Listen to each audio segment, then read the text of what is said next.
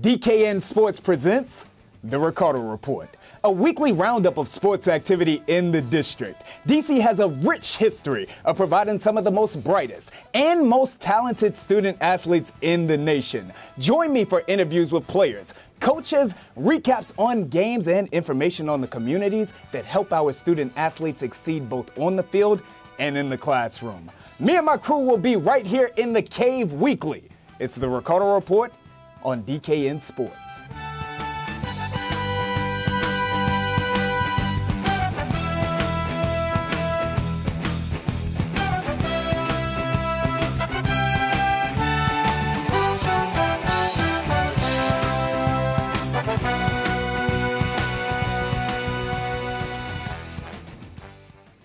What up, my people, and welcome back to the Ricardo Report, high school sports and hip-hop now at DKN Sports. I'm your host, Chad Ricardo, aka the official voice of high school sports. Joining me today, I'm gonna have kid sister Sierra Breese, my main man Josh E. Laurie. We're gonna have guests Mike Anderson, National Player of the Year Antoine Littleton, and Cesar Chavez point guard Mr. Khalif Tate. Before we get to any of that though, I really want to take a moment. For any of you that have followed the Ricardo Report, what you know is that we have been covering, highlighting, and providing positive exposure to student athletes in the district as well as the entire DMV for some 3+ years. Now we have the opportunity to bring that here to television at DKN. Who else is doing that? I want to take a moment to give a huge shout out and big time thanks to the DKN family. I want to thank the Ricardo Report, both the members that are with us now, as well as those who did not make it this far on the journey. What happened was we had an opportunity to do interviews on National Signing Day, the likes of Grant Donaldson, Tyree Randolph, Michael Salahuddin. That gained so much exposure. There was such a warm welcome to that we were invited back and offered to do our own show here. So again, want to give a huge shout out, whether that's to Mr. Bruce Walker, my main man Maurice, or all of our Ricardo Report employees back at the crib. Thank you all very much. Ladies and gentlemen, welcome to the Ricardo Report.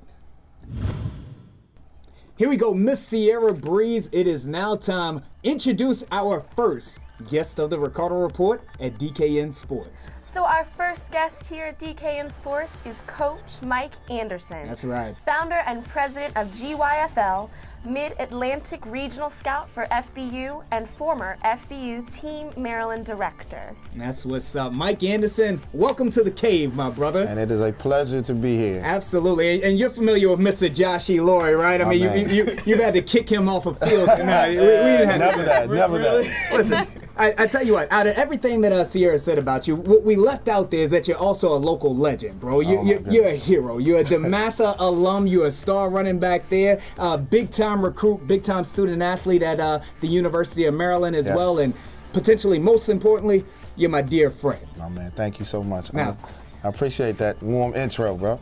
I love you so much, Mike, that I'm going to do my best to get under your collar right off of the break here. Bring it right off of the break. Listen, whatever you have, man, now, I'm here for you. I tell you what, the Grassroots Youth Football League is truly the upper echelon of student athletes in the football level. We've got the best of the best, the most elite. Grassroots is doing extraordinarily well. Not only the Maryland Heat, the Bowie Elite, some of the big-time programs, but also FBU, you're doing well there as well. Yes. A couple of things that may upset you, though. What's that? Couple of years ago, I know that a couple of your organizations decided to splinter off. Now, that's business. Right. It happens, okay? Mm-hmm. But on a personal level, though, what I want to know is, why is the loyalty of the organizations in this program so important to you? And more importantly, how does splintering off and starting different brands, how does that negatively affect the kids? Oh, my goodness. The loyalty is so important. It means everything. I'll give you a perfect example. Good friend of mine that came through the organization, one of the organizations that splintered off, called me today. His son is a sophomore right now, class of 2019. All right, he's trying to get his rival's profile updated. Right. Okay. They had an old picture from the 8th grade. I've had rivals and scouting services come and get to know my guys and scout them when they're in the 8th grade. So he had a profile, but he had no way to connect to the contact person at Rivals to get his profile updated. So he reaches out to me And I'm able to make one phone call within 5 minutes. Bam, I'm on the phone with the gentleman, Adam Freeman, that controls all of that, gets the kid's profile updated, you know, very, very important to him. Those types of things. That may seem very, very small, you know what I mean? But this is a relationship-oriented business. Correct. And so the contacts, people can start new leagues. I have no issue with anybody starting a new league. That's business. Right. The way that it's done, though, is disappointing when there's no communication because kids end up getting hurt. Absolutely. You know, the reality is people can copy my league, they can try to do the things that we do, but they don't. Every announcer and broadcaster doesn't have the connections that you have.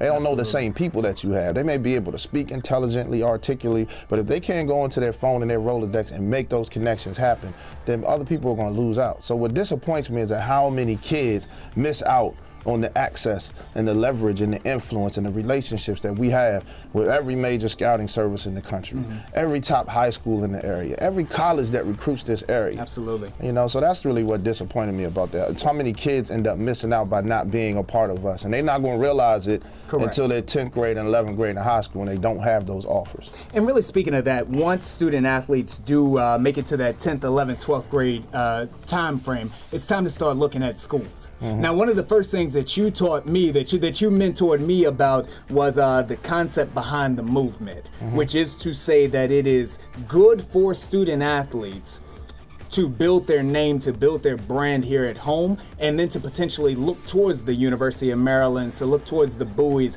and the other schools here in this area, the Towsons. Yes. Why is it, for anyone who has never heard before, why does it benefit, how does it benefit a student athlete to stay home? Well, you know, I think it depends on a lot of factors. Right. I'm not going to say that it's better for every student athlete to stay home. Correct. And I'm saying in certain regions where there's economic depression, where there's not opportunities, where there's not a wealth of business, you know, access to business opportunities, I wouldn't suggest staying home. So we're speaking about schools that might be in more rural areas. Yes. And it's not, those are great schools, but a lot of the power big schools, you know, they're in college towns. Correct. You know, I'm a believer in metropolitan areas. I went to JMU. I'd have loved to stay in JMU, but there were no jobs. That's how it is. There's so many of these organizations. So if you're a young athlete that grows up in Atlanta, you know, a city like that with so many business opportunities and wealth, bam, to not consider Georgia Tech is foolish to me. If you grow up in New Jersey and to not consider Rutgers is foolish to me. Los Angeles and you don't consider UCLA, well, if you grow up right here in the Washington metropolitan area, which is the third wealthiest metropolitan area in the United States of America, which is the wealthiest country in the world, you know, you miss out on amazing opportunities because it's the doctors, it's the lawyers, it's the accountants, it's the journalists, it's the congressmen, the senators, everybody in this region, for example, because we're here. That's how you get the jobs. It's not about just getting a degree, you know what I mean? It's putting your resume on monster.com. Correct. You want to be able to, it's not, even people say it's not what you know, it's who you know. Correct. I maintain that it's not what you know or who you know, it's who knows you. Absolutely. You want to be able to walk into a crowded restaurant and have everybody in that restaurant know you. And that's what happens for these kids when they stay home. And really speaking to that exact point, I want to throw a few names here in the class of 2017 who made that very decision. Yes. Whether we're talking about the Kasim Hills of the world, we're talking about the Marcus Miners, the Cam Spences, and then, of course, Mr. Anthony McFarland. For sure. These are young men who came up and were with you 6th, 7th, 8th grade. You've known them for years. Yes. Each one of them did commit to the University of Maryland. What did it mean to you on a personal level to see them follow essentially in your footsteps? It was amazing to me. It was a blessing to me because I know the day that they signed their name on the dotted line, their futures long after football was secured.